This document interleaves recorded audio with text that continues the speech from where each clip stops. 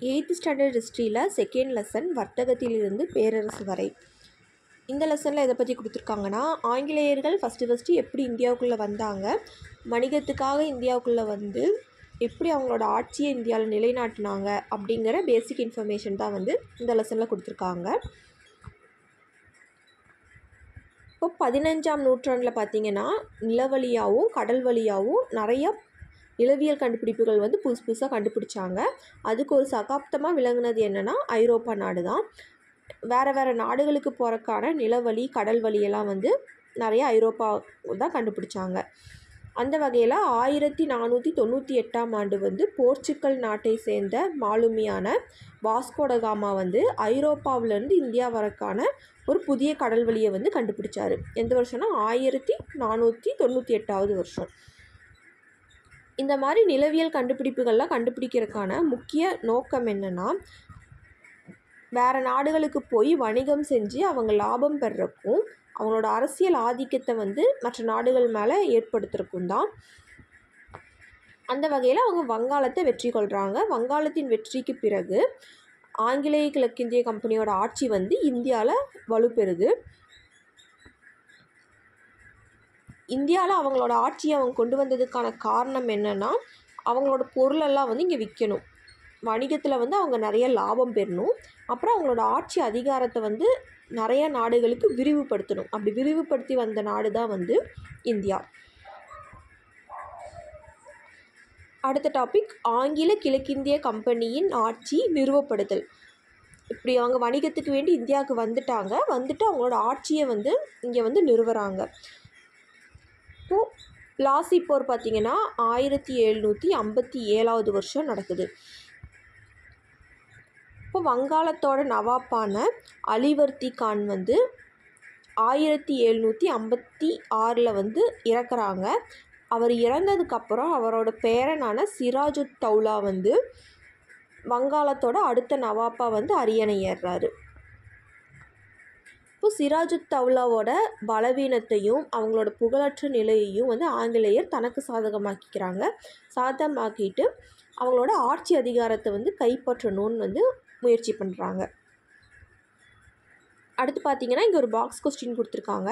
இப்போ நீங்கள் புக்கில் எந்த லெசன் படித்தாலுமே பாக்ஸ் கொஸ்டினை மட்டும் ஸ்கிப் பண்ணவே பண்ணிடாதீங்க. ஏன்னா வந்து நிறையா கொஸ்டின்ஸ் வந்து பாக்ஸ் கொஸ்டினில் தான் வந்து கேட்குறாங்க. ஸோ பாக்ஸ் கொஸ்டின் வந்து ரொம்ப இம்பார்ட்டன்ட். இதில் என்ன கொடுத்துருக்காங்கன்னா, இருட்டறை துயர சம்பவம் பற்றி கொடுத்துருக்காங்க. இருட்டறை துயர சம்பவம் வந்து 1756 நடக்குது. பார்த்திங்கன்னா அலிவர்தி கான் இறந்த வருஷமும் வந்து 1756, அதே வருஷம்தான் வந்து இருட்டறை துயர சம்பவம் நடக்குது. இந்த சம்பவம் நடந்து அடுத்த வருஷம்தான் வந்து பிளாசி போர் நடக்குது. இந்த மாதிரி வருஷம் வந்து ஒன்று கனெக்ட் பண்ணி படிச்சுட்டு வந்தீங்கன்னா உங்களுக்கு ஞாபகம் வச்சுக்க ஈஸியாக இருக்கும். இப்போ இருட்டறை துயர சம்பவம்னா என்னென்னா, சிராஜுத் தௌலாவோட படை வீரர்கள் வந்து 146 ஆங்கிலேயர்களை வந்து சிறைப்பிடிக்கிறாங்க. அவங்க அரெஸ்ட் பண்ணி என்ன பண்ணுறாங்கன்னா, கல்கத்தாவில் இருக்கிற வில்லியம் கோட்டையில் வந்து அடைச்சி வைக்கிறாங்க. அது ஒரு காற்றே வந்து புக முடியாத ஒரு சிறிய இருட்டறையில் வந்து அடைச்சி வைக்கிறாங்க. அதாவது இருட்டறை துயர சம்பவம். இருட்டறையில் வந்து நைட்டு ஃபுல்லாக வந்து அடைச்சி வைக்கிறாங்க. அடைச்சி வச்சுட்டு அடுத்த நாள் காலையில் வந்து அறையை திறக்கிறாங்க. அப்படி திறக்கும் போது அடைச்சி வச்ச 146 பேரில் 123 பேர் வந்து மூச்சு திணறி அந்த ரூம்லேயே இறந்துடுறாங்க. இதை தான் வந்து வரலாற்றில் வந்து இருட்டறை துயர சம்பவம் அப்படின்னு அழைக்கிறாங்க.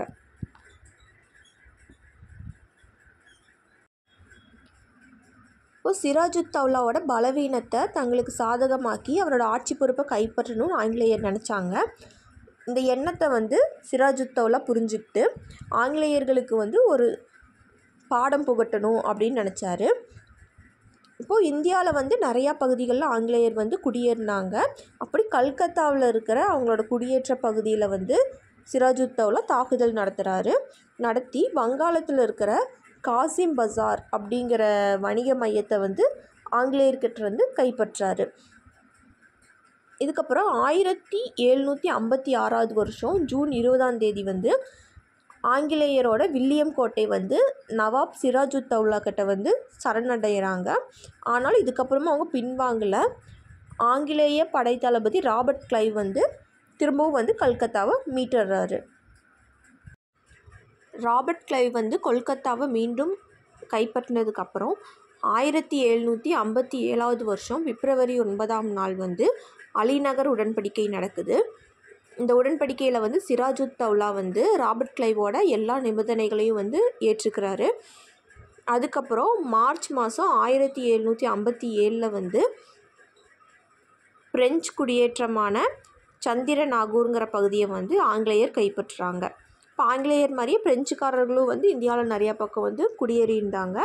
அப்படி குடியேறின ஒரு பகுதி தான் வந்து சந்திரநாகூர். அந்த பகுதியை வந்து ஆங்கிலேயர் வந்து கைப்பற்றுறாங்க. இதனால் என்ன ஆகுதுன்னா, சிராஜுத் தௌலாவும் பிரெஞ்சு கூட்டணி ஒன்று சேர்ந்துக்கிறாங்க. அவங்களுக்கும் ஆங்கிலேயர் கிழக்கிந்திய கம்பெனிக்கும் எதிராக தான் வந்து பிளாசி போர் நடக்குது. இப்போ பிரெஞ்சு கூட்டணியும் சிராஜுத் தௌலாவும் ஒரு டீமில் இருக்காங்க. இன்னொரு ஆப்போசிட்டில் வந்து கிழக்கிந்திய கம்பெனி. இவங்க 2 பேர்த்துக்கும் இடையில நடந்தது தான் வந்து பிளாசி போர். இது வந்து 1757 ஜூன் 23ஆம் நாள் வந்து நடக்குது. இந்த போரில் வந்து ராபர்ட் கிளைவோட படைகள் வந்து சிராஜுத் தௌலாவோட படைகளை வந்து தோற்கடிச்சிடுறாங்க.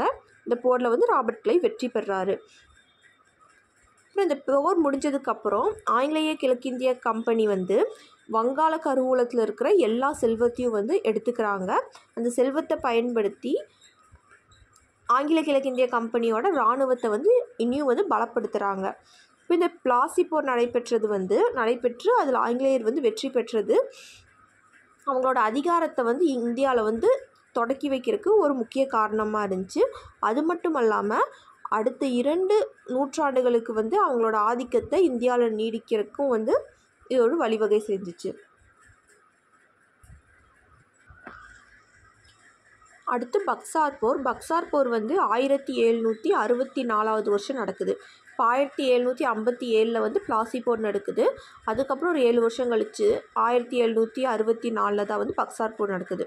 இப்போ 1757 பிளாசி போருக்கு அப்புறம் வங்காளம், பீகார், ஒடிசா இந்த பகுதியிலலாம் வந்து ஆங்கிலேயர் வந்து தடையில்லா வணிக உரிமை வந்து பெறுறாங்க. அப்புறம் வங்காளத்தில் இருக்கிற 24 பர்கானா அப்படிங்கிற பகுதியை வந்து ஆங்கிலேயர் வந்து கைப்பற்றுறாங்க. பிளாசி போருக்கு அப்புறம் வந்து வங்காளத்தோட நவாப்பா வந்து மீர் ஜாபருங்கிறவங்க வந்து அரியணை ஏறுறாங்க. எந்த வருஷம்னா 1757 வருஷம். இந்த பிளாசி போர் நடைபெற்ற அந்த வருஷமே வந்து மீர் ஜாபர் வந்து வங்காளத்தோட நவாப்பாங்கிறாங்க. ஆனால் அவர் வந்து ஆங்கிலேயர் வச்ச எந்த ஒரு கோரிக்கையும் வந்து அவர் வந்து நிறைவேற்றலை.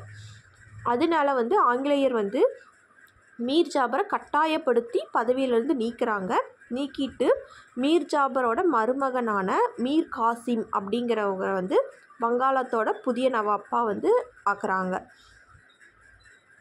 இப்போ மீர் காசிம் பார்த்திங்கன்னா ஆங்கிலேயருக்கு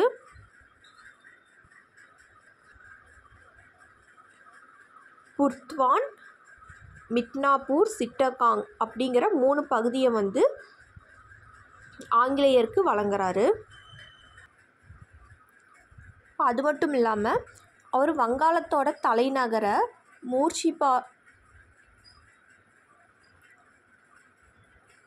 மூர்ஷிதாபாத்திலிருந்து மாங்கீர்ங்கிற பகுதிக்கு வந்து மாற்றுறாரு. அதுக்கப்புறம் சஸ்தக் அப்படிங்கிற சுங்கவரி விலக்கு ஆணையை வந்து ஆங்கிலேயர் தவறாக பயன்படுத்துகிறாங்க. இதனால் மீர் காசிம் வந்து ஆங்கிலேயர் மேலே கோபம் அடைஞ்சு கலகத்தில் ஈடுபடுறாரு. இதில் பார்த்திங்கன்னா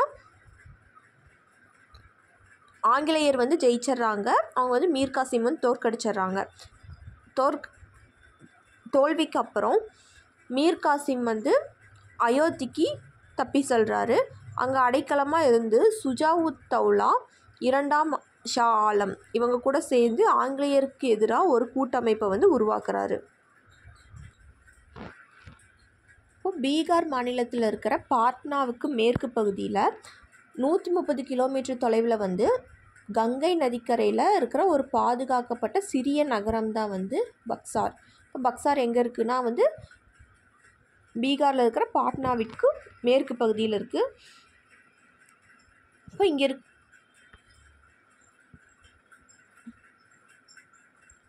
இப்போ 1764ஆம் ஆண்டு இங்கே ஒரு போர் நடக்குது. அதை வந்து பக்சார் போர். எப்போனா 1764 அக்டோபர் 22ஆம் தேதி இங்கே நடைபெற்ற போரில் வந்து சுஜாவுத் தௌலா, 2ஆம் ஆலம் ஷா, மீர் காசிம் இவங்களாம் வந்து ஒரு டீமாக இருக்காங்க. அடுத்து ஆங்கிலேய படையில் பார்த்திங்கன்னா ஹெக்டர் மன்ரோவால் இவங்க தலைமையில் வந்து ஆங்கிலேய படை இருக்குது. இந்த போரில் வந்து ஆங்கில படை வந்து வெற்றி பெறுறாங்க. மீர் காசிம் தலைமையிலான படை வந்து தோல்வியை தழுவுறாங்க. இந்த போரோட வெற்றி வந்து ஆங்கில கிழக்கிந்திய கம்பெனியோட ஒரு தீர்க்கமான வெற்றியாக வந்து இருந்துச்சு. இந்த போருக்கு அப்புறம் மீண்டும் வங்காளத்தோர் நவாப்பாக வந்து மீர் ஜாபர் வந்து அரியணையில் அமர்த்தப்படுறாரு. ஃபஸ்ட்டு மீர் ஜாபர் வந்து இவங்களுக்கு ஒத்துழைப்பு கொடுக்கலன்னு சொல்லி தான் மீர் ஜாபரை பதவியிலிருந்து தூக்கிட்டு மீர் காசிமை வந்து அரியணை ஏற வச்சாங்க. இப்போ வந்து திரும்பவும் இந்த போருக்கு அப்புறம் மீர் காசிமை பதவியிலேருந்து எடுத்துகிட்டு மீர் ஜாபரையே வந்து வங்காளத்தோட நவாப்பா அரியணையில் ஏற வைக்கிறாங்க. அடுத்து மீர் ஜாபர் இறந்ததுக்கப்புறம் அவரோட மகனான நிஜாமுத் தௌலா வந்து வங்காளத்தோட நவாப்பாகிறாரு. இப்போ வந்து 1765 பிப்ரவரி 20ஆம் நாள் வந்து ஒரு உடன்படிக்கை நடக்குது. அது வந்து அலகாபாத் உடன்படிக்கை. அலகாபாத் உடன்படிக்கை எப்போ நடந்துச்சுன்னா 1765 வருஷம். இந்த உடன்படிக்கையின் படி தான் வந்து பக்சார் போர் வந்து முடிவுக்கு வருது.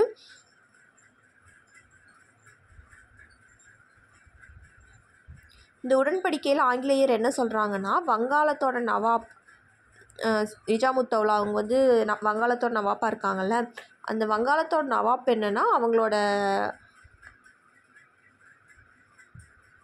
இராணுவத்தோட பகுதியை வந்து கலைச்சிடணும். அப்புறம் ஆங்கில கிழக்கிந்திய கம்பெனியால் நியமிக்கப்பட்ட துணை சுபேதார் அவங்க மூலியமாக தான் வந்து வங்காளம் வந்து நிர்வகிக்கப்படும் அப்படின்னு சொல்லி அந்த உடன்படிக்கையில் வந்து சொல்கிறாங்க. அது மட்டும் இல்லாமல் ராபர்ட் கிளைவ் வந்து அயோத்தி நவாப்பான சுஜாவுத் தௌலா கூடயும் முகலாய பேரரசரான 2ஆம் ஷா ஆலம் அவங்களோடையும் தனித்தனியாக வந்து ஒப்பந்தம் செய்கிறாரு. இதன் மூலமாக தான் ராபர்ட் கிளைவ் வந்து வங்காளத்தில் இரட்டை ஆட்சி முறையை வந்து அறிமுகப்படுத்துகிறாரு. இப்போ இரட்டை ஆட்சி முறை யாரால் கொண்டு வரப்பட்டதுன்னா ராபர்ட் கிளைவ்.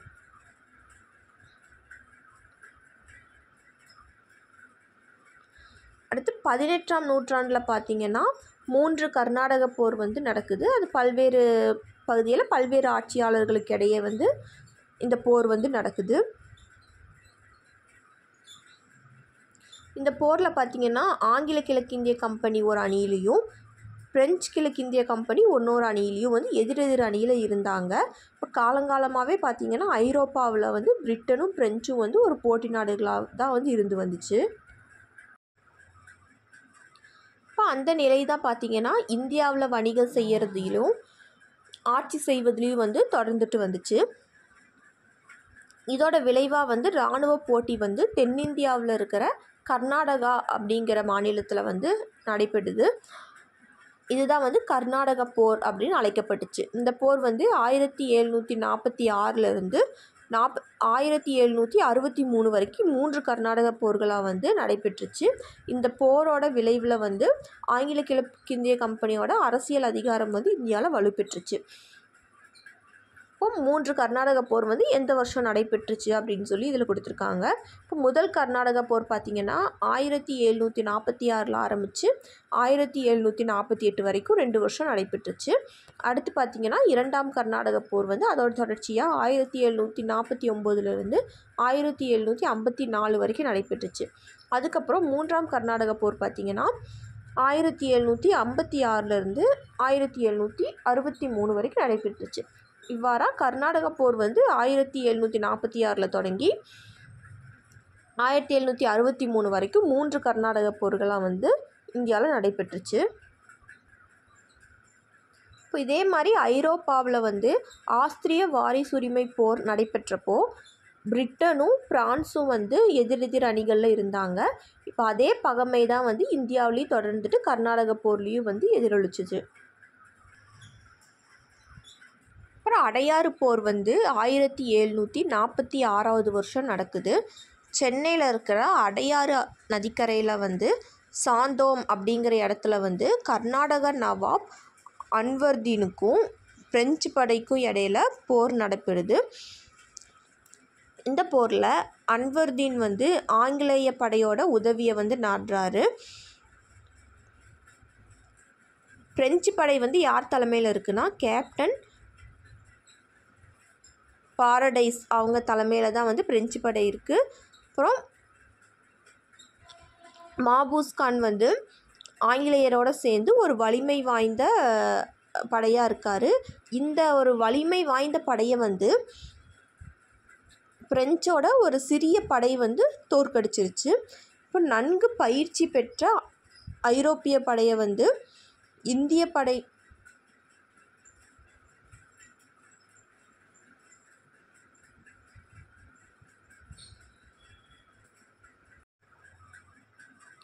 இப்போ அந்த நிலை தான் பார்த்திங்கன்னா இந்தியாவில் வணிகம் செய்கிறதிலும் ஆட்சி செய்வதிலையும் வந்து தொடர்ந்துட்டு வந்துச்சு. இதோட விளைவாக வந்து இராணுவ போட்டி வந்து தென்னிந்தியாவில் இருக்கிற கர்நாடகா அப்படிங்கிற மாநிலத்தில் வந்து நடைபெறுது. இதுதான் வந்து கர்நாடக போர் அப்படின்னு அழைக்கப்பட்டுச்சு. இந்த போர் வந்து 1746 1763 வரைக்கும் 3 கர்நாடக போர்களாக வந்து நடைபெற்றுச்சு. இந்த போரோட விளைவில் வந்து ஆங்கில கிழக்கிந்திய கம்பெனியோட அரசியல் அதிகாரம் வந்து இந்தியாவில் வலுப்பெற்றுச்சு. இப்போ 3 கர்நாடக போர் வந்து எந்த வருஷம் நடைபெற்றுச்சு அப்படின்னு சொல்லி இதில் கொடுத்துருக்காங்க. இப்போ முதல் கர்நாடக போர் பார்த்திங்கன்னா 1746 ஆரம்பித்து 1748 வரைக்கும் 2 வருஷம் நடைபெற்றுச்சு. அடுத்து பார்த்திங்கன்னா இரண்டாம் கர்நாடக போர் வந்து அதோட தொடர்ச்சியாக 1749 1754 வரைக்கும் நடைபெற்றுச்சு. அதுக்கப்புறம் மூன்றாம் கர்நாடக போர் பார்த்திங்கன்னா 1756 1763 வரைக்கும் நடைபெற்றுச்சு. இவ்வாறாக கர்நாடக போர் வந்து 1746 தொடங்கி 1763 வரைக்கும் 3 கர்நாடக போர்களாக வந்து இந்தியாவில் நடைபெற்றுச்சு. இப்போ இதே மாதிரி ஐரோப்பாவில் வந்து ஆஸ்திரிய வாரிசுரிமை போர் நடைபெற்றப்போ பிரிட்டனும் பிரான்ஸும் வந்து எதிரெதிர் அணிகளில் இருந்தாங்க. இப்போ அதே பகைமை தான் வந்து இந்தியாவிலையும் தொடர்ந்துட்டு கர்நாடக போர்லேயும் வந்து எதிரொலிச்சிச்சு. அடுத்து அடையாறு போர் வந்து 1746 வருஷம் நடக்குது. சென்னையில் இருக்கிற அடையாறு ஆற்றங்கரையில் அமைந்துள்ள சாந்தோம்ங்கிற இடத்துல வந்து கர்நாடக நவாப்பான அன்வர்தீனுக்கும் பிரெஞ்சு படைக்கும் வந்து போர் நடக்குது. இதில் அன்வர்தீன் வந்து ஆங்கிலேயரோட உதவியை வந்து நாடுறாரு. கேப்டன் பாரடைஸ் தலைமையில் மிக சிறிய பிரெஞ்சு படை வந்து மாபூஸ் கான் தலைமையிலான வலிமை வாய்ந்த நவாப் படையை வந்து தோற்கடிச்சிட்டாங்க. நன்கு பயிற்சி பெற்ற ஐரோப்பிய படை வந்து இந்திய படையை வெற்றி பெற்று அவங்களோட மேலாண்மையை நிலைநாட்டின முதல் நிகழ்வு வந்து இதுதான். இப்போ ஐலா சபேல் உடன்படிக்கை வந்து 1748 வருஷம் நடக்குது. இப்போ ஐரோப்பாவில் வந்து ஆஸ்திரிய வாரிசுரிமை போர் வந்து நடந்துட்டு இருந்துச்சு. அதே சேம் டைமில் தான் வந்து இந்தியாவில் கர்நாடக போர் நடந்துட்டு இருந்துச்சு. ரெண்டுமே வந்து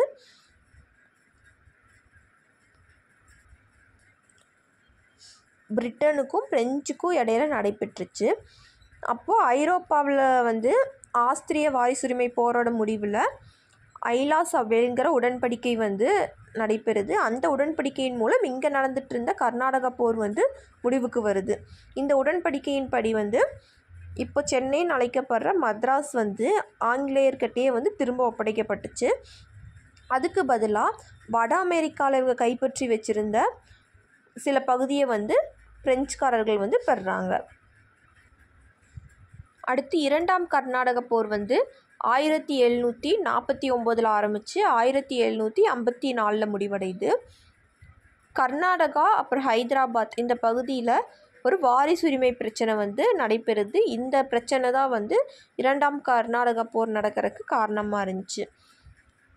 இப்போ கர்நாடகாவோட நவாப் பகுதிக்கு அன்வர்தீன் அப்புறம் சந்தா சாஹிப் இவங்க 2 பேரும் உரிமை கோர்றாங்க. அதே மாதிரி ஹைதராபாத்தோட நிஜாம் பகுதிக்கு நாசிர் ஜங்கும் முசாஃபர் ஜங்கும் இவங்க 2 பேர் வந்து உரிமை கோர்றாங்க.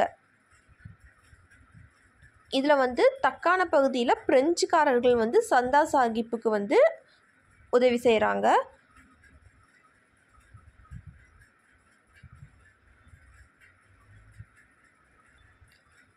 இதனால் தக்கான பகுதியில் பிரெஞ்சுக்காரர்கள் சந்தா சாஹிப்புக்கும் முசாஃபர் ஜங்குக்கும் உதவி செய்கிறாங்க. அதே மாதிரி ஆங்கிலேயர் வந்து அன்வர்தீனுக்கும் நாசிர் ஜங்குக்கும் உதவி செய்கிறாங்க. இப்போ இந்த 2 டீமுக்கும் வந்து ஒரு இதுக்கு பிரெஞ்சுக்காரர்களும் ஒன்னொன்றுக்கு வந்து ஆங்கிலேயர்களும் உதவி செய்கிறாங்க. இவங்களுக்கு உதவி செய்கிற மாதிரி போரில் இறங்கிட்டு இந்தியாவில் அவங்களோட ஆதிக்கத்தை நிலைநாட்டுறதுக்கு ஆங்கிலேயர்களும் பிரெஞ்சுக்காரர்களும் முயற்சி. அடுத்து 1749 வருஷம் வந்து ஆம்பூர் போர் நடக்குது. வந்து ஆகஸ்ட் 3, 1949 வருஷம் நடக்குது. இங்கே ஆம்பூரில் நடைபெற்ற போரில் வந்து பிரெஞ்சு கவர்னர் டியூப்ளே, சந்தா சாஹிப், முசாஃபர் ஜங் இவங்க 3 பேர் சேர்ந்த கூட்டு படைகளால் கர்நாடக நவாப் அன்வர்தீன் வந்து தோற்கடிக்கப்பட்டு கொல்லப்படுறாரு. டியூப்ளே, சந்தா சாஹிப், முசாஃபர் ஜங் இவங்கெல்லாம் சேர்ந்து கர்நாடக நவாப் அன்வர்தீனை தோற்கடித்து கொல்றாங்க. அதுக்கப்புறம் அன்வர்தீனோட மகன் முகமது அலி வந்து திருச்சிராப்பள்ளிக்கு தப்பி ஓடுறாங்க. இதுக்கப்புறம் பிரெஞ்சுக்காரர்கள் வந்து சந்தா சாஹிப்பை வந்து கர்நாடகாவோட நவாப்பாக ஆக்குறாங்க. இதுக்கு ஈடாக பாண்டிச்சேரியை சுற்றி இருக்கிற 80 கிராமங்களை வந்து பிரெஞ்சுக்காரர்களுக்கு சந்தா சாஹிப் வெகுமதியாக வழங்குறாரு. இதே மாதிரி தக்காணத்துலேயும் வந்து பிரெஞ்சுக்காரர்கள்னால நாசிர் ஜங் வந்து தோற்கடிக்கப்பட்டு கொல்லப்படுறாரு. அங்கே வந்து முசாஃபர் ஜங்கை வந்து ஹைதராபாத்தோட நிஜாமாக ஆக்குறாங்க. முசாஃபர் ஜங்கும் அதுக்கு ஈடாக வந்து நிறைய வெகுமதிகளை வந்து பிரெஞ்சுக்காரர்களுக்கு வழங்குறாரு. அது மட்டும் இல்லாமல் கிருஷ்ணா நதியில் இருக்கிற தென்பகுதி எல்லாத்தையுமே வந்து ஆட்சி செய்கிறதுக்கான ஆளுநராக வந்து டியூப்ளேயை வந்து நியமிக்கிறாரு. அதனால் 1759 வருஷம் தன்னோட நாட்டு மக்களாலேயே முசாஃபர் ஜங் வந்து படுகொலை செய்யப்படுறாரு.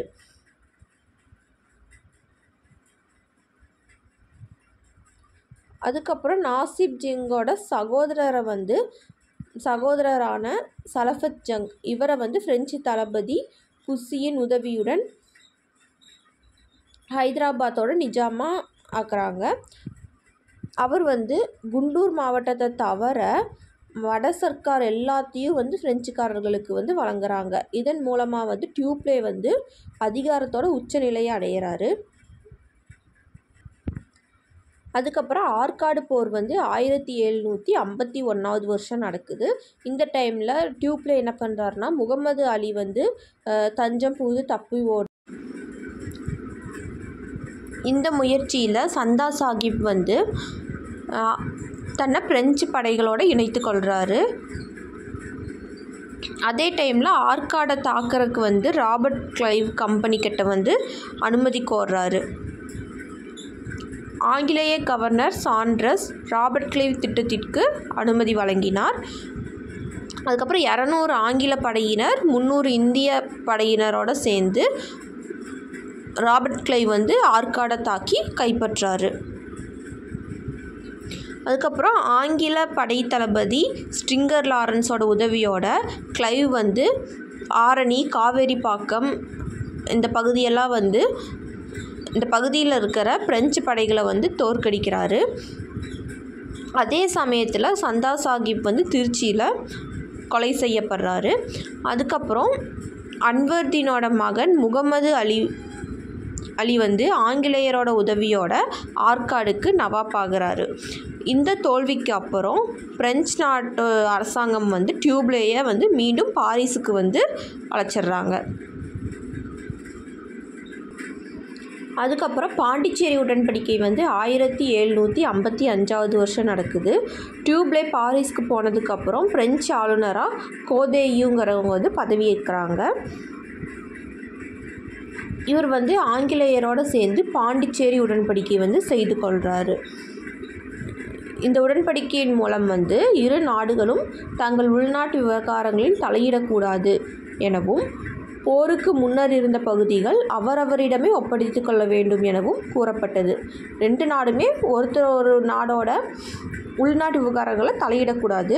அது மட்டும் இல்லாமல் இந்த போருக்கு முன்னாடி யார் யார் என்னென்ன பகுதி வச்சுருந்தாங்களோ அங்கேயே வந்து அவங்ககிட்டே ஒப்படைச்சிடணும் அப்படின்னு சொல்கிறாங்க. அதுக்கப்புறம் மேலும் புதிய கோட்டைகளை வந்து கட்டக்கூடாது அப்படின்னு இந்த உடன்படிக்கையில் சொல்கிறாங்க. இப்போ இந்த பாண்டிச்சேரி உடன்படிக்கைக்கு அப்புறம் ஆங்கிலேயர் வந்து இன்னுமே வலிமை பெற்றவங்களாக மாறுறாங்க. இந்த இரண்டாம் கர்நாடக போர் வந்து ஒரு முடிவற்ற நிலையை தான் உணர்த்துது. இந்த போர் வந்து முடிஞ்சிருச்சுங்கிற ஒரு இது இல்லாமல் முடிவற்ற நிலையை தான் உணர்த்துது. முகமது அலியை வந்து கர்நாடக நவாப்பாக நியமித்ததுக்கப்புறம் ஆங்கிலேயர் வந்து தங்களோட மேலாண்மையை இந்தியாவில் நிலைநாட்டுறாங்க. ஹைதராபாத்தில் பிரெஞ்சுக்காரர்கள் என்னதான் வலிமையாக காணப்பட்டாலும் கூட இந்த போருக்கு அப்புறம் தக்கான பகுதியில் வந்து அவங்க வந்து வலிமை குன்றியவர்கள்ங்கிறது நிரூபித்த மாதிரி ஆயிடுச்சு. இதுக்கப்புறம் 1756 1763 வரைக்கும் மூன்றாம் கர்நாடக போர் நடக்குது. ஐரோப்பாவில் 7 ஆண்டு வந்து பிரிட்டிஷ்க்கும் பிரெஞ்சுக்கும் போர் நடந்துச்சு. அந்த போர் தான் வந்து மூன்றாவது கர்நாடக போருக்கு ஒரு வழிவகையாக இருந்துச்சு. அந்த டைமில் ஆங்கில படைத்தளபதி ராபர்ட் கிளைவ் வந்து பிளாசி போர் மூலமாக வங்காளத்தில் ஆங்கிலேயரோட ஆதிக்கத்தை வந்து நிறுவினார். அதோடு சேர்ந்து மூன்றாம் கர்நாடக போருக்கு தேவையான நிதியுதவியும் வந்து வழங்கினார். இந்த போரில் பிரெஞ்சு படைகளை வழிநடத்துறதுக்கு கவுண்ட் டி லாலி அப்படிங்கிறவங்கள பிரெஞ்சு அரசாங்கம் வந்து நியமித்தது. அவர் வந்து கடலூரில் இருக்கிற செயின்ட் டேவிட் கோட்டையை வந்து ரொம்பவே எளிதாக கைப்பற்றிட்டார். அதுக்கப்புறம் கர்நாடக பகுதியில் இருக்கிற ஆங்கிலேயரை விரட்டுறதுக்கு வந்து தன்னோட இணைஞ்சு போர் புரியுமாறு புஸ்ஸி அப்படிங்கிறவங்களுக்கு உத்தரவிடுறாரு. புஸ்ஸி வந்து ஹைதராபாத்தில் இருந்து புறப்பட்ட டைமை பயன்படுத்தி வட சர்க்கார் பகுதிகளை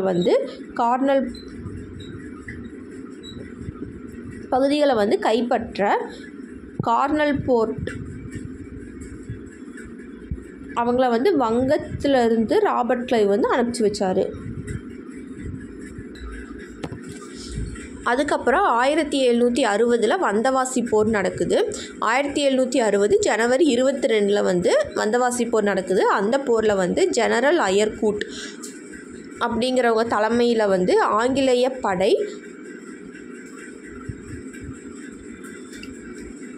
லாலி தலைமையிலான பிரெஞ்சு படையை வந்து முற்றிலுமாக தோற்கடிச்சிருது.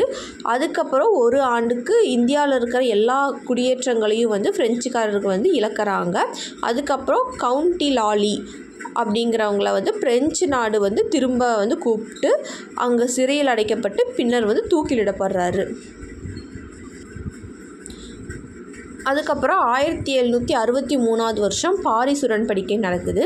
ஐரோப்பாவில் நடந்துட்டு இருந்த 7 ஆண்டு போர் வந்து பாரிஸ் உடன்படிக்கையின் மூலம் வந்து முடிவுக்கு வந்துச்சு. அந்த உடன்படிக்கையின்படி பாண்டிச்சேரி உட்பட இந்தியாவில் இருந்த எல்லா பிரெஞ்சு குடியேற்றங்களையும் வந்து பிரெஞ்சுக்காரர்கள்கிட்டயே திரும்ப கொடுக்கப்பட்டுச்சு. ஆனால் அவங்க வந்து தங்கள் பகுதிகளை வந்து பலப்படுத்திக்கிறதுக்கும் படைகளை பெருக்கி கொள்றதுக்கும் வந்து தடை விதிக்கப்பட்டுச்சு.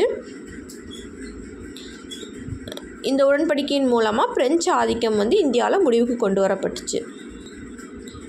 அடுத்த டாபிக் மைசூரும் ஆங்கிலேய ஆட்சி விரிவாக்கத்திற்கு எதிர்ப்பும். ஹைதர் அலி தலைமையிலான மைசூர் சமஸ்தானம் வந்து இந்திய வரலாற்றில்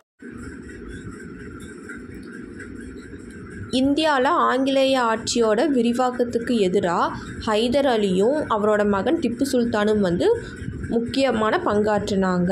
இவங்க 2 பேரும் ரொம்ப வீரமாக ஆங்கிலேயரை வந்து எதிர்த்து போரிட்டாங்க. அப்புறம் 1761 ஹைதர் அலி வந்து மைசூர் சமஸ்தானத்தோட உண்மையான ஆட்சியாளராக பொறுப்பேற்கிறாரு. அது மட்டும் இல்லாமல் அவர் ஆங்கிலேயருக்கு ஒரு வலிமை மிகுந்த எதிரியாகவும் திகழ்ந்தார். அடுத்து முதல் ஆங்கிலேய மைசூர் போர் வந்து 1767 1769 வரைக்கும் 2 ஆண்டுகளுக்கு நடைபெறுது. ஃபஸ்ட்டு இந்த போருக்கான காரணங்கள் என்னன்னு பார்க்கலாம். ஹைதர் அலியோட வளர்ச்சி, அப்புறம் அவர் பிரெஞ்சுக்காரர்கள் கூட வச்சுருந்த ஒரு நட்புறவு, இதுதான் வந்து ஆங்கிலேய கிழக்கிந்திய கம்பெனியோட எதிர்ப்புக்கு வந்து காரணமாக அமைஞ்சிச்சு.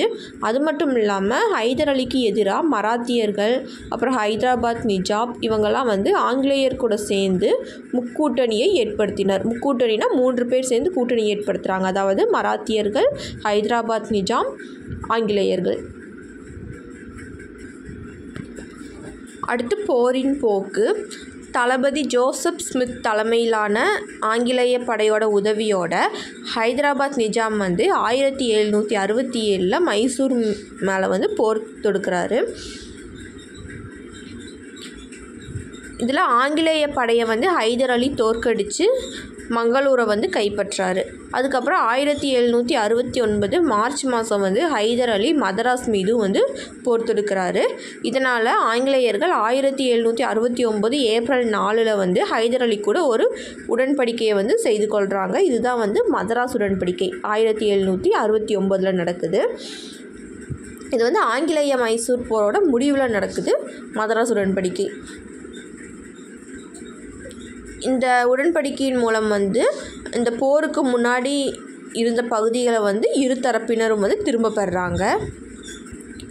அப்புறம் மற்ற நாடுகள் வந்து தாக்கும் பட்சத்தில் ஒருவருக்கொருவர் உதவி செய்து கொள்வோம் அப்படின்னு சொல்லிட்டு உறுதி கொள்கிறாங்க. அடுத்து இரண்டாம் ஆங்கிலேய மைசூர் போர் வந்து 1780 1784 வரைக்கும் நடக்குது. இந்த போருக்கான காரணங்கள் என்னென்னா, இப்போ 1769 மதராஸ் உடன்படிக்கை செய்துக்கிறாங்களா 2 பேரும். அந்த உடன்படிக்கையை வந்து ஹைதர் அலி ஃபாலோ பண்ணார். பட் ஆங்கிலேயர்கள் வந்து நிறைவேற்ற தவறிட்டாங்க. இப்போ அதில் வந்து வேறு நாடு வந்து இவங்க மேலே போர் தொடுக்கும்போது ஒருவருக்கொருவர் உதவி செய்யணும்னு சொல்லி அந்த உடன்படிக்கையில் சொல்லியிருந்தாங்க. ஆனால் 1771 மராத்தியர்கள் ஹைதர் அலி மீது வந்து படையெடுத்த டைமில் மதராஸ் உடன்படிக்கையில் சொன்னபடி ஆங்கிலேயர்கள் வந்து ஹைதர் அலிக்கு உதவலை. அதே மாதிரி ஹைதர் அலியோட ஆட்சிக்கு உட்பட்ட பகுதியான பிரெஞ்சு குடியேற்ற பகுதி மாஹியை வந்து ஆங்கிலேயர்கள் வந்து கைப்பற்றிட்டாங்க. இந்த நிகழ்வு வந்து ஆங்கிலேயருக்கு எதிராக ஹைதர் அலி, ஹைதராபாத் நிஜாம், மராத்தியர்கள் இவங்க 3 பேரும் சேர்ந்து முக்கூட்டணியை உருவாக்குறதுக்கு வழிவகை செஞ்சிச்சு. அடுத்து போரின் போக்கு. 1781 ஆங்கிலேய படைத்தளபதி சர் அயர்கூட் வந்து ஹைதர் அலியை பரங்கிப்பேட்டைங்கிற இடத்துல வந்து தோற்கடிக்கிறாரு. அது மட்டும் இல்லாமல் மைசூர் படைகள் வந்து சோளிங்கர் அப்படிங்கிற பகுதியிலையும் வந்து தோல்வியவே தழுவுது. இந்த போரோட முடிவில் ஹைதர் அலி வந்து புற்றுநோயால் பாதிக்கப்பட்டு 1782 மரணம் அடைகிறாரு. அவரோட இறப்புக்கு அப்புறம் அவரோட மகன் திப்பு சுல்தான் வந்து ஆங்கிலேயருக்கு எதிராக வந்து போர் தொடுக்கிறாரு. இம்பார்ட்டன்ட் கொஸ்டின் நோட் பண்ணிக்கோங்க. ஹைதர் அலி வந்து 1782 இறக்குறாரு. ஹைதர் அலியோட மகன் யாருன்னா வந்து திப்பு சுல்தான். அப்புறம் 1783 திப்பு சுல்தான் ஆங்கில படைத்தளபதியான பிரிகேடியர் மேத்யூஸ் மற்றும் அவரோட படை வீரர்களை வந்து கைது செய்கிறாரு.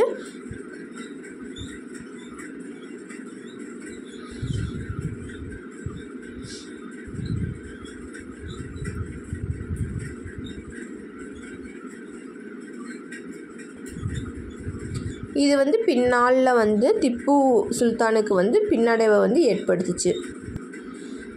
அடுத்து ஆங்கிலேய மைசூர் போர்கள் நடந்த வருஷத்தை வந்து இந்த சார்ட்டில் கொடுத்துருக்காங்க.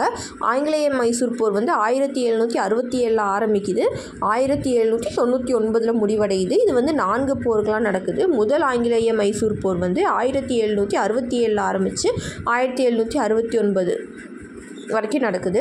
அடுத்து இரண்டாவது ஆங்கிலேய மைசூர் போர் வந்து 1780 தொடங்கி 1784 வரைக்கும் 4 வருஷம் நடக்குது. அதுக்கப்புறம் மூன்றாவது ஆங்கிலேய மைசூர் போர் வந்து 1790 தொடங்கி 1792 வரைக்கும் நடக்குது. அதுக்கப்புறம் நான்காம் ஆங்கிலேய மைசூர் போர் வந்து 1799 நடைபெற்றுச்சு. அடுத்து மங்களூர் உடன்படிக்கை வந்து 1784 நடக்குது.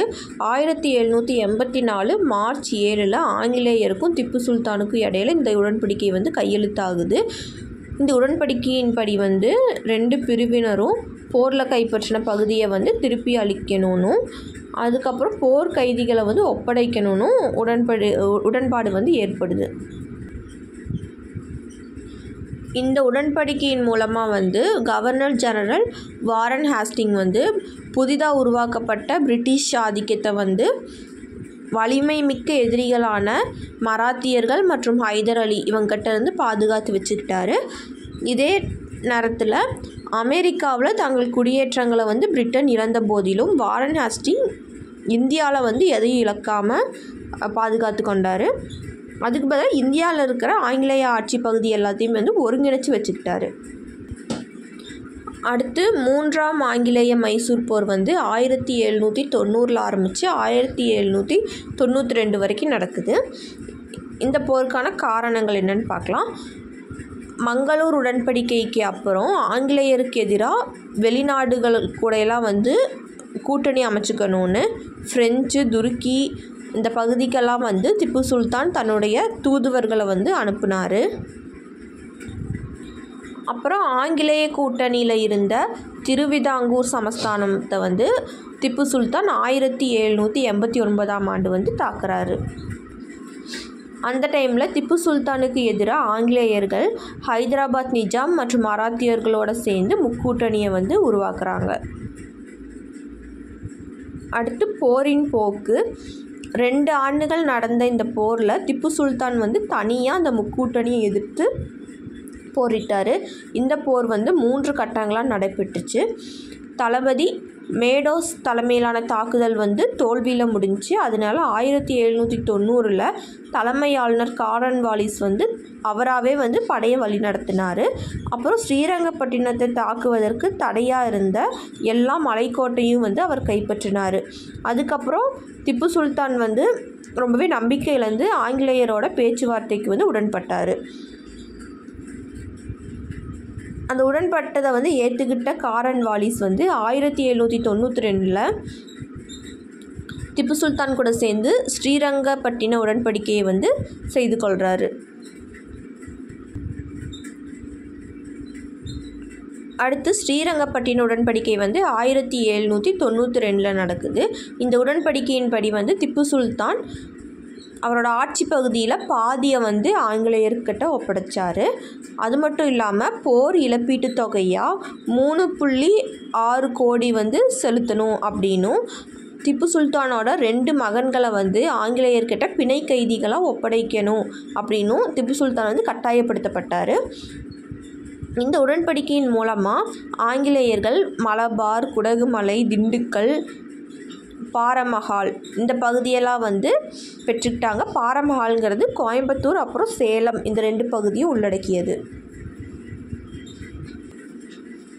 அடுத்து 4ஆம் ஆங்கிலேய மைசூர் போர் வந்து 1799 நடைபெறுது. திப்பு சுல்தான் வந்து 1792 நடந்த ஸ்ரீரங்கப்பட்டின உடன்படிக்கையில் வந்து காரன்வாலிஸ் அவரை அவமானப்படுத்தினதை வந்து மறக்காமல் இருந்தார். அடுத்து இந்த போருக்கான காரணங்கள். திப்பு சுல்தான் வந்து ஆங்கிலேயருக்கு எதிராக இந்த முறையும் வெளிநாட்டு கூட்டணியை தான் வந்து பெற்றார். அரேபியா, துருக்கி, ஆப்கானிஸ்தான், ஃப்ரான்ஸ் இந்த நாடுகளுக்கெல்லாம் வந்து தன்னோட தூதுவர்களை வந்து அனுப்புனார். இந்த டைமில் எகிப்து மீது படையெடுத்த நெப்போலியன் கூட திப்பு சுல்தான் தொடர்பு வைத்திருந்தார். பிரெஞ்சு அலுவலர்கள் வந்து ஸ்ரீரங்கப்பட்டினத்திற்கு வந்து வந்தாங்க. அவர்கள் ஜாகோபியன் கழகம் அப்படிங்கிற ஒரு கழகத்தை நிறுவினாங்க. அது மட்டும் இல்லாமல் அங்கே சுதந்திர மரம் ஒன்றும் வந்து நடப்பட்டுச்சு. அடுத்து போரின் போக்கு. 1799 வெல்லஸ்லி பிரபு வந்து திப்பு சுல்தான் மீது போர் தொடுக்கிறாரு. இது வந்து குறுகிய காலத்தில் நடந்த ரொம்ப கடுமையான போர்னால் வந்து இந்த போர் தான். திட்டமிட்ட மாதிரியே மைசூருக்கு மேற்கே பம்பாய் இராணுவம் படைத்தளபதி ஸ்டூவர்ட் தலைமையில் படையெடுத்தது. இந்த டைமில் மெட்ராஸ் இராணுவம் வந்து தலைமை ஆளுநரின் சகோதரர் ஆர்தர் வெல்லஸ்லி தலைமையில் வந்து இதுக்கப்புறம் திப்பு சுல்தான் வந்து அவரோட தலைநகரமான ஸ்ரீரங்கப்பட்டினத்துக்கு வந்து போயிடுறாரு. அதுக்கப்புறம் 1799 மே 4ஆவது நாள் வந்து ஸ்ரீரங்கப்பட்டினம் வந்து கைப்பற்றப்படுது. திப்பு சுல்தான் என்னதான் வீரமாக போட்டியிட்டாலும் கூட இறுதியில் வந்து அவர் கொல்லப்படுறாரு. இது மாதிரி திப்பு சுல்தானோட மரணத்திற்கு அப்புறம் வந்து 4ஆவது மைசூர் போர் வந்து முடிவுக்கு வருது. இதுக்கப்புறம் ஒட்டுமொத்த மைசூரும் வந்து ஆங்கிலேயருக்கு முன்பாக வந்து சரணடையுது. அடுத்து இந்த போருக்கு அப்புறம் கனரா, வயநாடு, கோயம்புத்தூர், தாராபுரம் இந்த பகுதியெல்லாம் வந்து ஆங்கிலேயர் வந்து அவங்களோட இணைச்சிக்கிறாங்க. அதுக்கப்புறம் மீண்டும் உயர் குடும்பத்தை சேர்ந்த 3ஆம் கிருஷ்ணராஜா உடையார் அவர் வந்து மைசூரோட அரசராக அரியணை ஏறுறாரு. திப்பு சுல்தானோட குடும்பத்தினர் வந்து வேலூர் கோட்டைக்கு அனுப்பப்படுறாங்க. அடுத்து ஆங்கிலேய மராத்திய போர்கள். 3ஆம் பானிபட் போரில் தோல்வி அடைஞ்சதுக்கப்புறம் அந்த நெருக்கடியை சமாளிக்கிறதுக்கு மராத்தியர்கள் வந்து முயற்சி செஞ்சாங்க. அதன் விளைவாக வந்து 10 ஆண்டுக்கு அப்புறம் தங்கள் மீது டெல்லி சுல்தான் வந்து கட்டுப்பாட்டில் இருந்ததை வந்து மீட்டெடுத்தாங்க. ஆனாலும் பேஷ்வா கட்டுப்பாட்டில் இருந்த பழைய மராத்திய கூட்டமைப்பு கிட்டத்தட்ட 5 சுதந்திரமான மாநிலங்களுக்கு வழிவகுத்தது. அவர்கள் பூனாவில் பேஷ்வா, பரோடாவில் கெய்க்வாட், நாக்பூரின் போன்ஸ்லே, இந்தூரில் ஹோல்கர் மற்றும் குவாலியரில் சிந்தியா போன்றவர்கள். பேஷ்வா அரசாங்கம் வந்து உள்நாட்டு போட்டியாளர்களால் வந்து பலவீனப்படுத்தப்பட்டுச்சு. மற்ற 4 தலைவர்கள் வந்து அடிக்கடி வந்து ஒருவர் விரோதமாக பார்த்துக்கிட்டு இருந்தாங்க. ஆனாலும் பார்த்திங்கன்னா மராத்தியர்கள் வந்து ஒரு பலம் வாய்ந்த சக்தியாகவே வந்து இருந்தாங்க. இந்த ஆங்கிலேய மராத்திய போர்கள் வந்து 3 போர்களாக நடைபெற்றுச்சு. முதல் ஆங்கிலேய மராத்திய போர் வந்து 1775 1782 வரைக்கும் நடைபெற்றது. 2ஆம் ஆங்கிலேய மராத்திய போர் வந்து 1803 1805 வரைக்கும் நடைபெற்றுச்சு. 3ஆவது ஆங்கிலேய மராத்திய போர் பார்த்திங்கன்னா 1817 தொடங்கி 1818 வரைக்கும் நடைபெற்றுச்சு. இப்படி மராத்தியர்களுக்கு எதிராக இருந்த இந்த மோதலை வந்து பிரிட்டிஷார் வந்து அவங்களோட ஆட்சியை விரிவுபடுத்துறதுக்கு வந்து பயன்படுத்திக்கிட்டாங்க. அடுத்து காரணங்கள். மராத்தியர்களின் பேஷ்வா நாராயணராவின் இறப்பிற்கு பிறகு அடுத்த பேஷ்வா யாருங்கிற உரிமை பிரச்சனையில் வந்து ஆங்கிலேயர் வந்து முதலாக தலையிட வேண்டியிருந்துச்சு. நாராயணராவ் இறந்ததுக்கப்புறம் ரகுநாதராவ் வந்து பேஷ்வாவாக ஆகிறாரு.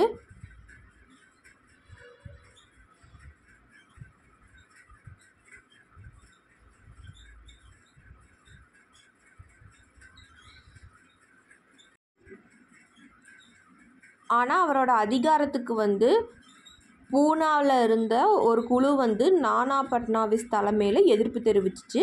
அந்த குழு வந்து நாராயணராவோட மறைவுக்கு அப்புறம் அவரோட மனைவியான கங்காபாய்க்கு பிறந்த குழந்தைய வந்து பேஷ்வாவாக அங்கீகரிச்சிச்சு. அந்த குழந்தை தான் வந்து 2ஆம் மாதவராவ். அதுக்கப்புறம் 1775 வருஷம் ஆங்கிலேயருக்கும் ரகுநாதராவுக்கும் இடையில சூரத் ஒப்பந்தம் வந்து கையெழுத்தானது. சூரத் ஒப்பந்தம் எப்போ கையெழுத்தாச்சுன்னா 1875 வருஷம். யார் யாருக்கு இடையிலனா ஆங்கிலேயருக்கும் ரகுநாதராவுக்கும் இடையில. அதுக்கப்புறம் 1776 வருஷம் பூனாவில் வந்து பாதுகாப்பு அரசுடன் புரந்தர் ஒப்பந்தத்தை வந்து செய்து கொள்கிறாங்க. ஆனாலும் பம்பாயில் ஆங்கிலேய அதிகாரத்தோட எதிர்ப்பு காரணமாக இந்த ஒப்பந்தம் வந்து நடைமுறைக்கு வரல. அடுத்து போரின் போக்கு. 1789 வருஷம் வாரன் ஹேஸ்டிங் பிரபு வந்து கேப்டன் பாப்ஹாமின் தலைமையில் வந்து பிரிட்டிஷ் துருப்புக்களை வந்து அனுப்புகிறாரு. அவர் வந்து மராத்திய தலைவரான மகாதாஜி சிந்தியாவை வந்து பல போர்களை தோற்கடித்து அதுக்கப்புறம் குவாலியரை வந்து கைப்பற்றாரு.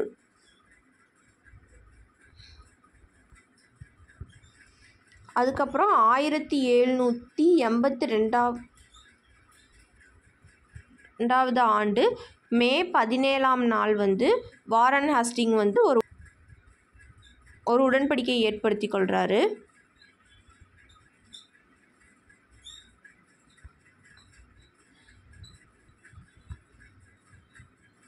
அந்த உடன்படிக்கை தான் வந்து சால்ஃபை ஒப்பந்தம். இந்த ஒப்பந்தம் வந்து வாரன் ஹேஸ்டிங்க்கும் மகாதாஜி சிந்தியாவுக்கும் இடையில நடக்குது. அடுத்து விளைவுகள். இந்த போரோட முடிவில் 2ஆம் மாதவராவ் வந்து பேஷ்வாவாக ஏற்றுக்கொள்ளப்படுறாரு.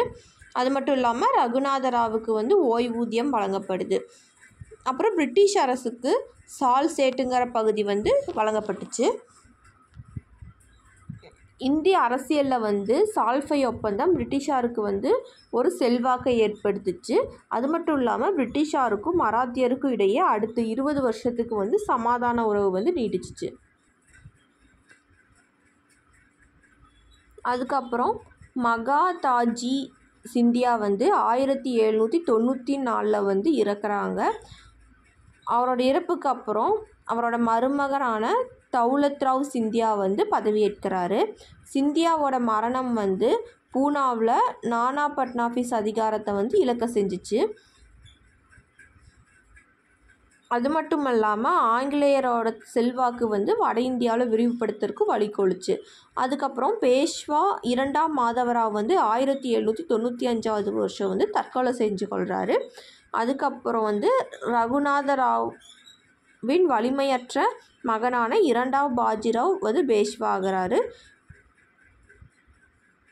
இந்த டைமில் 1800 நானா பட்னாவிஸ் மரணம் அடைஞ்சது பிரிட்டிஷாருக்கு மேலும் நன்மை அளிக்கக்கூடிய விஷயமா வந்து இருந்துச்சு.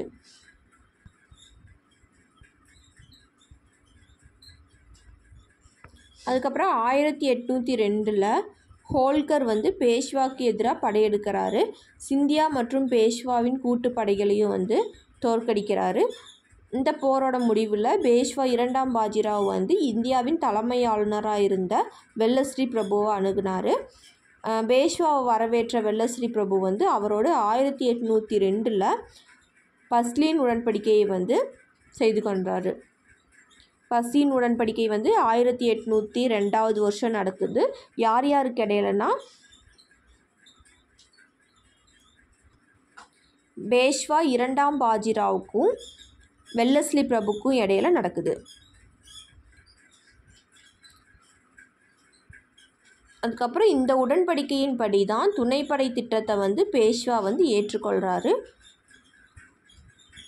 துணைப்படை திட்டத்தை கொண்டு வந்தவர் வந்து வெல்லஸ்லி பிரபு.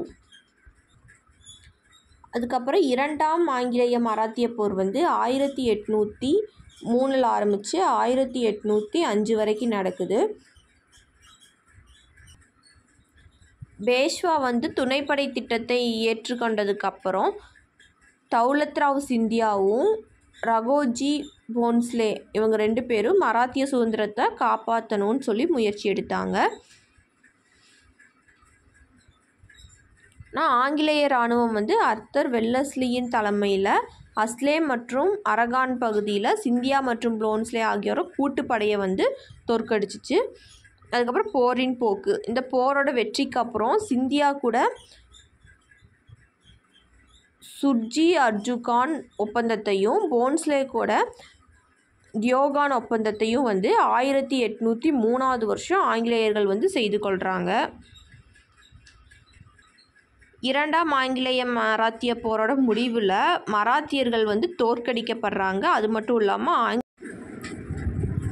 2வது ஆங்கிலேய மராத்திய போருக்கு அப்புறம் மராத்தியர்களோட வலிமை வந்து காலப்போக்கில் பலவீனம் அடைஞ்சிச்சு. இந்தியாவில் ஆங்கிலேய கிழக்கிந்திய கம்பெனி வந்து ஒரு தலையாய சக்தியாக வந்து மாற தொடங்குச்சு. அடுத்து 3வது ஆங்கிலேய மராத்திய போர் வந்து 1817 தொடங்கி 1818 வரைக்கும் நடந்துச்சு. 1 வருஷத்துக்கு நடந்துச்சு. இந்த போர் ஏற்பட்டதுக்கான காரணம் என்னன்னா, தங்களோட மேலாண்மையை வந்து மீண்டும் பெறறதுக்காக முயற்சி பண்ண மராத்தியர்கள் வந்து ஆங்கிலேயரோட வந்து 3வது போரில் ஈடுபட்டனர். இதான் வந்து 3வது ஆங்கிலேய மராத்திய போர். அப்புறம் இந்த போரோட விளைவுகள் என்னன்னு பார்த்தீங்கன்னா, 3வது ஆங்கிலேய மராத்திய போரோட முடிவில் மராத்திய கூட்டமைப்பு வந்து கலைக்கப்பட்டுச்சு. அது மட்டும் இல்லாமல் பேஷ்வாவோட பதவி வந்து பேஷ்வாங்கிற பதவி வந்து முற்றிலுமாக இந்தியாவில் ஒழிக்கப்பட்டுச்சு. அப்புறம் பேஷ்வா 2ஆம் பாஜிராவோட பெரும்பாலான பகுதிகள் வந்து பம்பாய் மாகாணத்தோடு இணைக்கப்பட்டுச்சு.